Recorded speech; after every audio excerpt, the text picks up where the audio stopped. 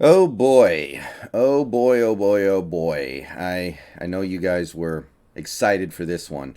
Or maybe you were dreading it. It depends on how where your priorities lie, I guess, right? It is time for Wilson Wednesday on a Friday. But nevertheless, we're going to talk about Russell Wilson. We're going to talk about what he did to all of his super supporters on the internet. We're going to talk about what he did to the people I get in my comments, my streams, who they want to just defend Wilson endlessly. They don't want to hear anything bad about him. You know the type. I don't even call them really Seahawks fans. I call them Russell Wilson fans because that's the only way I can describe what their priorities are in terms of what they want to see and what they glean from watching Seahawks football right now. What did Russell Wilson do to those people with that game on Tuesday? What did he do to them? Well, I can tell you this right now before we get into these numbers. He's got them in my comments saying that Wilson is intentionally trying to lose games to get Pete Carroll fired. That is what Wilson reduced these people to this week. That's how bad it's going. And if you look at some of these numbers, you can see why that might be the case. I don't need to show you advanced numbers for you guys to understand that the dude did not play good. Anybody can see that. The dude played a miserable game, one of the worst of his career. According to PFF, it was the worst game of his career. But it's not just enough to say he played terrible.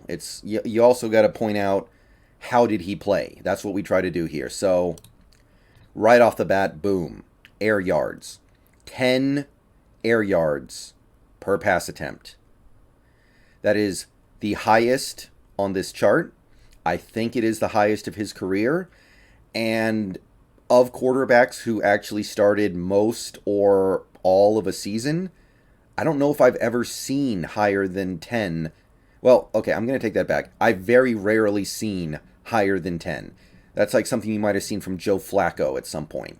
It happens every now and then. There are those quarterbacks who base everything around chucking it. But you don't see this very often. And for it to happen in this new offense, this is bad. This is really bad. Especially when his air yards per pass completion went down. It went from 6.9 to 6.7. So the passes he's completing are the shorter passes. The deep shots he's taking are hitting the turf. So this is really bad.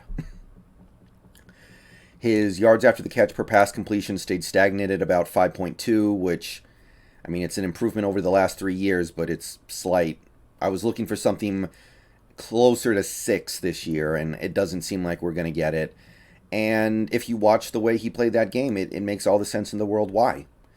Now, I will acknowledge that there are some things in this offense that are preventing him from unlocking the full potential of yards after the catch, but at the same time, you're not going to get a lot of yards after the catch when you're taking so many kill shots, and pretty much all those kill shots hit the turf.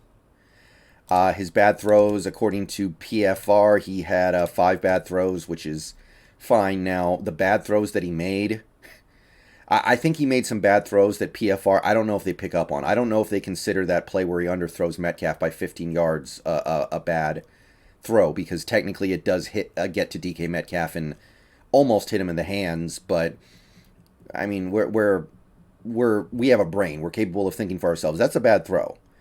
And his on-target throws, he had 23 of them in that game. His on-target throw percentage is roughly in line with the last couple seasons, so that's fine. His overall accuracy is still solid.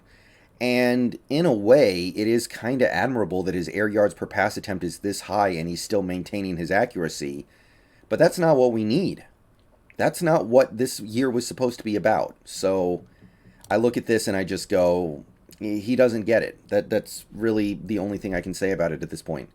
He doesn't get it, and a game like that needs to change your perception. If you watch that game and didn't come out of it with the thought in your mind that maybe Wilson just he can't do this, then I don't think you were really watching the game on Tuesday to try to learn something. You were watching it to confirm what you already believed. So I don't know where this is going from this point on, but this is ugly. I don't like this at all. I like air yards, but that's not what this new offense was supposed to be about. Pocket time stayed the same, 2.4. At this point in the season, that number's not really going to change that much because there are so many games already. He got sacked 3 times. I think all 3 times he held onto the ball a long time. Coverage sacks or QB holding onto the ball too long sacks, whatever you want to put it. He was not docked with any hurries, but he was docked with a few hits, 3 hits. So he got pressured a grand total of 6 times in that game. His pressured percentage dropped to 27%, which is lower than it's been the last 3 years. So don't bring me nothing about the offensive line. The offensive line did their thing. The offensive line is playing well enough to win games right now. And he did not scramble once. And in his mild defense, not a lot of play action. Only 3 play actions against the Rams, I think. Yeah, 3. So that's not what I like. I like play action. Now, again, it's going to be somewhat hard to run play action when you're constantly going 3 and out, 4 and out, 5 and out because you don't get deep enough in your playbook. But I still say that play action should be something that is used very frequently, and I don't know why we got away from it in this game. So I guess that you could call that a mild defense of Wilson. Seemed to me that the game plan was not great, but none of that gives Wilson an excuse for some of this. Again, it's not just the fact that he played a terrible game. It's the fact that he's playing this way. Shot play, shot play, shot play, shot play. I was hoping for something different this week.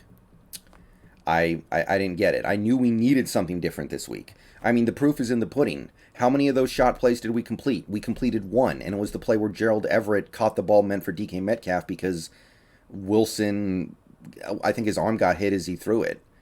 Like, that stuff was not working. And the thing was, for as much as I knock Wilson for throwing too many shot plays, he's usually really good at it.